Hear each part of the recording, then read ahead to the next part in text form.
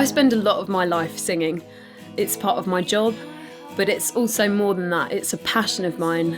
And singing has always helped me to express what's on my heart. It helps me cry out to God, and it's the primary way that I just love to worship Him. When it comes to songwriting, I think words really matter. It wouldn't be unusual for me to pore over lyrics to a verse or a chorus, because I really want to get the right words to express how much I love God in simple terms that other people can join in with. The thing is, finding the words can be a big challenge, but actually living them out is an even bigger one. So when I sing of how I'm going to follow Him, how I'm going to lay down my life for Him, really I am committing to sticking with Jesus no matter what.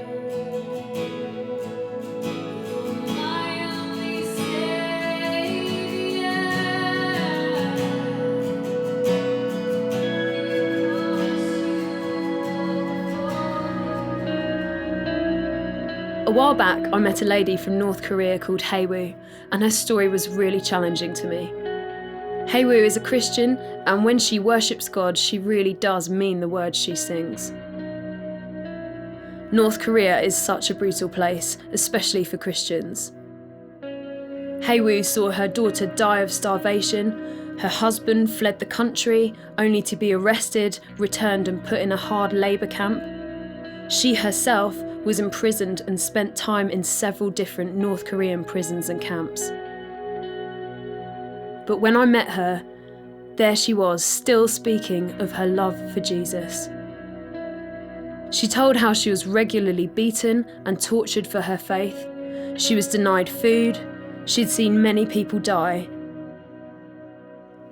I personally would have given up, but Haewoo knew what we sometimes forget, that God is our refuge and our strength, that He is all we need. And so in the black of night, in the middle of torrential rainstorms, Haewoo would sneak outside. She wasn't trying to escape, she was just trying to get out of earshot of the guards, because she really wanted to sing. She'd be freezing cold, she'd be soaking wet, but she would stand in the rain, arms outstretched, lifting her voice as loud as she could. And over the sound of the rain, no one could hear her except God, so she could sing without fear of being heard. Because if she was heard, she would receive even more beatings. Haewoo was eventually released. She escaped North Korea. But today, there are up to 70,000 Christians in prison and labour camps because they live out the songs that they sing.